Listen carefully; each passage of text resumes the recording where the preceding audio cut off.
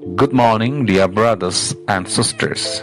The Gospel passage for our meditation is taken from the Gospel of St. John, chapter 2, verses 13 to 22.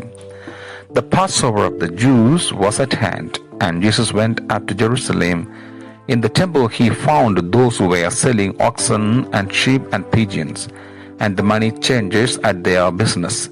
And making a whip of cords, he drove them all, with the sheep and oxen, out of the temple. And he poured out the coins of the money changers and overturned their tables. And he told those who sold the pigeons, "Take these things away.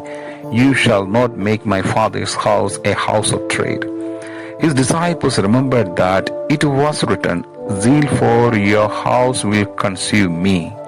The Jews then said to him, "What sign have you to show us for doing this?"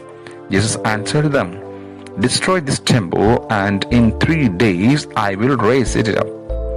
The Jews then said, "It has taken 46 years to build this temple, and will you raise it up in 3 days?" But he spoke of the temple of his body. When therefore he was raised from the dead, the disciples remembered that he had said this, and they believed in the scripture and the word which Jesus had spoken. The Gospel of the Lord. Today we celebrate the feast of dedication of Lateran Basilica. What can keep us from the presence of God? Jesus' dramatic cleansing of the temple was seen by his disciples as a prophetic sign of God's action.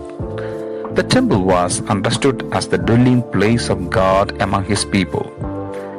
When God delivered his people from slavery in Egypt, he brought them through the sea and finally to Mount Sinai, where he made a covenant with them and gave them a new way of life embodied in the 10 Commandments. God gave Moses instructions for worship and for making the tabernacle or tent of meeting, which was later replaced by the temple at Jerusalem. The New Testament tells us that these serve as a copy and shadow of the heavenly sanctuary, God's temple in heaven. Jesus' cleansing of the temple is also a prophetic sign of what he wants to do with each one of us. He ever seeks to cleanse us of sin and make us living temples of his Holy Spirit. Do you want to be holy as God is holy? Jesus referred to the temple as his Father's house, which was being made into a house of trade or den of robbers. That is why he used physical force to expel the money changers.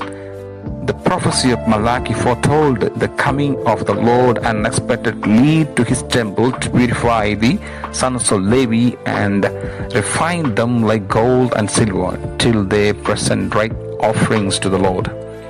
Jesus' disciples recalled the prophetic word from the Psalm 69, "Zeal for your house will consume me," Psalm number 69:9. This was understood as a prophecy describing the Messiah. Here the disciples saw more clearly Jesus as the Messiah who burned with the zeal for the house of God.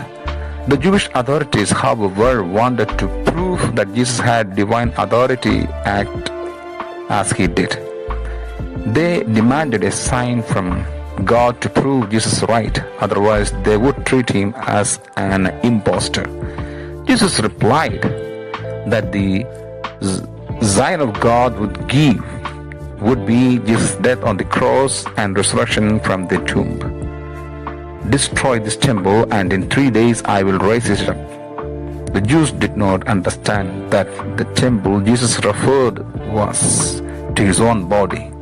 The tent of his body had to be destroyed to open the way to the presence of God for us.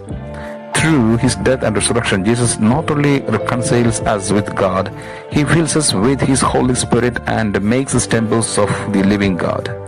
God's word enlightens our minds and purifies our hearts that we may offer God-fitting worship and enjoy his presence both now and forever. Do you burn with the zeal for the Lord's house? And I pray may Almighty God bless you in the name of the Father, and of the Son, and of the Holy Spirit. Amen.